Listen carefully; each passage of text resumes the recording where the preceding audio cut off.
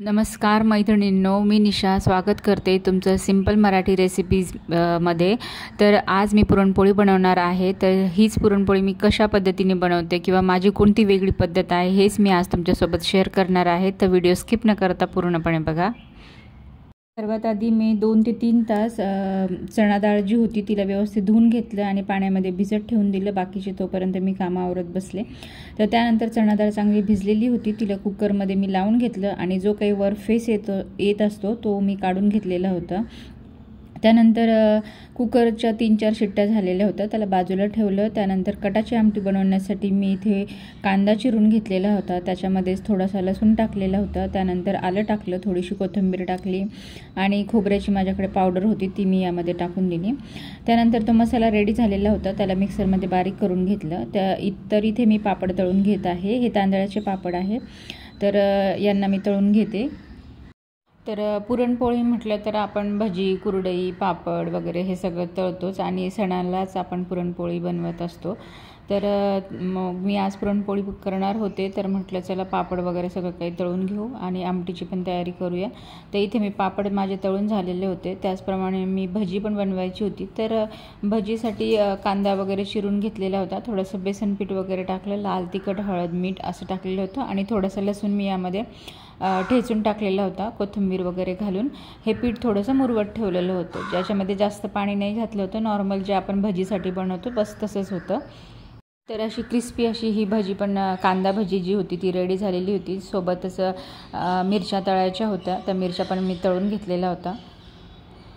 आणि हा व्हिडिओ मी बरेच दिवस झाले करून ठेवलेला होता होळीच्या वेळेला, पण एडिटिंग वगैरे सगळं राहिलेलं होतं, त्यामुळे म्हटलं आता करूया। तर पुरणाची डाळ जी आहे ती व्यवस्थित झालेली होती, तर मी तिला काढून घेतलं। एकदम छान मऊसूत अशी शिजलेली होती। तर पुरणाची जी चाळण होती त्याच्यामध्येच मी हे काढून घेतलं आणि तोपर्यंत आता आमटीची तयारी करून घेते। तर कढईमध्ये, म्हणजे ज्या कढईमध्ये मी जे तेल आणि भजी वगैरे तळलेली होती, तर त्याच्यातलंच थोडंसं तेल मी बाजूला काढून घेतलं आणि त्याच कढईमध्ये मी आमटी बनवून घेणार आहे। तर तेलामध्ये पहिल्यांदा सर्वप्रथम कढीपत्ता वगैरे टाकून घेतला, त्यानंतर मिक्सरमध्ये जो दळलेला मसाला होता तो टाकून घेतला, त्यानंतर लाल तिखट वगैरे टाकलं, हळद टाकली, गोडा मसाला असेल तर तोही तुम्ही याच्यामध्ये टाकू शकता, धणे जिरे पावडर वगैरे टाकली आणि आमटीचा असा मसाला रेडी झालेला आहे। कटाची आमटी मी जास्त अशी मसालेदार वगैरे बनवत नाही, साधी सिंपलच बनवते आणि ती साधी सिंपल ओरिजिनल अशी छान वाटते, म्हणजे टेस्ट त्याची। त्यामुळे जास्त असे गरम मसाले मी याच्यामध्ये वापरत नाही, एकदम वापरला तर एकदम थोडाच वापरते। त्यानंतर जे डाळीचं पाणी होतं ते याच्यामध्ये मी टाकून घेतलं आणि थोडीशी डाळ पण याच्यामध्ये मी टाकून घेतली, म्हणजे नुसतंच आमटी तशी बरोबर वाटत नाही, थोडीशी डाळ पण असलेली छान वाटते। एकदम जवळजवळ 3 ते 4 चमचे अशी डाळ मी याच्यामध्ये वापरली आहे आमटी याच्यामध्ये, म्हणजे थोडीशी आमटी पिण्यासाठी पण आणि ती डाळ त्याच्यावर दिसलेली छान वाटते भातासोबत वगैरे खायला। त्यानंतर आता ती आमटी होत आहे, तर इथे मी थोडंसं गव्हाचं पीठ घेतलेलं आहे। तर ह्या पिठामध्येच गव्हाच्या पिठामध्येच मी नाचणी टाकून दळून आणलेलं होतं, तर त्यामुळे त्याचा रंग असा वेगळा दिसतोय त्या गव्हाच्या पिठाचा। तर त्याला व्यवस्थित थोडंसं मीठ वगैरे घालून घेतलं आणि मुरत ठेवलेलं आहे। तर इथे मी पुरणासाठी जो मसाला वापरणार आहे त्याच्यासाठी मी 2 लवंग, 2 वेलची, हिरवी वेलची, त्यानंतर थोडीशी बडीशोप आणि थोडंसं सुंठ हे घेतलेलं आहे। याला मिक्सरमध्ये मी व्यवस्थित बारीक करून घेतलं, बारीक पावडर अशी केली त्याची। त्यानंतर जी पिठाची चाळण असते त्याच्यावर टाकून ते व्यवस्थित चाळून घेतलेलं आहे। याने काय होतं की जी चणा डाळ आहे ती जराशी पचायला जड असते।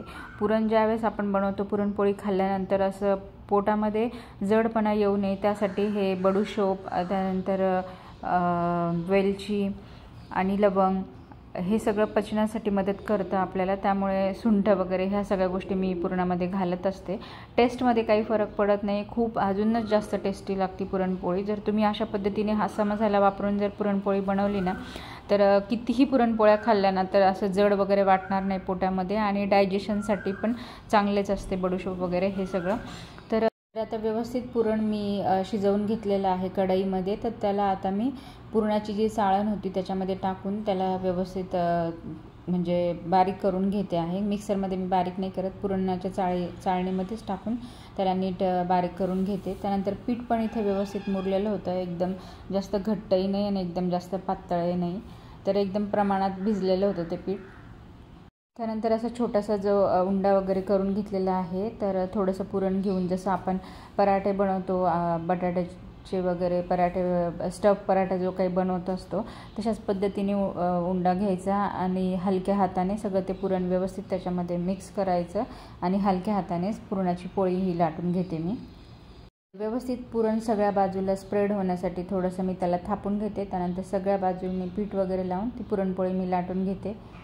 ही गरम गरम पुरणपोळी नुसती तुपासोबत जरी खाल्ली किंवा दुधासोबत जरी खाल्ली तरी छान लागते. तर माझ्या मुलींना तर नुसतीच आवडते, दुधासोबत शक्यतो त्या खात नाही. पण अशीच गरम गरम एकदम तूप लावलेली पोळी गरम गरम ताटामध्ये वाढली की त्यांचं लगेच खायला वगैरे सुरू होते. त्यामुळे पुरणपोळी जर म्हटलं तर घरामध्ये सगळ्यांचीच ही फेवरेट असते आणि जास्त काही वेळ पण लागत नाही. आणि जो मी मसाला वापरला आहे तशा पद्धतीने जर पुरणपोळी बनवली ना तर अजिबात असं काहीच म्हणजे डायजेशनचा प्रॉब्लेम किंवा अपचन वगैरे असल्या कोणत्याच समस्या म्हणजे येत नाही. त्यामुळे शक्यतो ह्या गोष्टी वापरल्या ना तर पुरण एकदम हलकं पण होतं आणि चांगलंही असतं. लहान मुलांपासून वयोवृद्ध माणसांपर्यंत सगळेजण ह्या गोष्टी म्हणजे पुरणाची पोळी वगैरे खाऊ शकतात. चणा डाळ अजिबात पचायला जड जात नाही किंवा गॅसेस वगैरे असला काही प्रकार होत नाही. त्यामुळे मी नेहमी पुरण बनवायचं असल्यानंतर हा मसाला नक्की त्याच्यामध्ये वापरत असते. तर सगळ्या बाजूनी व्यवस्थित तूप वगैरे लावून घेते आणि पुरणाच्या पोळ्या मी सगळ्या बनवून घेते. कटाची आमटी तर झालेली आहे, भजी आणि कुरडई पण मी बनवलेली आहे. तर आता फक्त पुरणाच्या पोळ्या राहिलेल्या होत्या तर त्याही मी बनवून घेते. आणि व्यवस्थित जर पीठ मुरलेलं असलं ना तर अजिबात पोळपाटाला चिकटत नाही किंवा हातालाही चिकटत नाही, एकदम व्यवस्थित होऊन जातं. आता या पिठामध्ये मी अजिबात मैद्याचा वापर केलेला नाही आहे आणि पूर्ण गव्हाचं पीठ आहे आणि त्याच्यामध्ये म्हणजे मी नाचणी टाकून असं दळून आणलेलं असतं. म्हणजे जवळजवळ मी 4 किलो जर गहू घेतले तर 1 किलो नाचणी असते माझ्या पिठामध्ये. ज्वारीच्या याच्यामध्ये पण सेम मी असंच दळून आणत असते. तर तुम्ही बघू शकता एकदम छान पुरणपोळ्या झालेल्या आहेत. एकदम मऊसूत अशा ओठाने तोडण्यासारख्या पुरणपोळ्या झालेल्या होत्या आणि एकदम छान संध्याकाळपर्यंतही त्या पुरणपोळ्या मऊ मऊ आणि एकदम छान राहिलेल्या होत्या. तर सगळ्या पुरणपोळ्या मी आता बनवून घेते.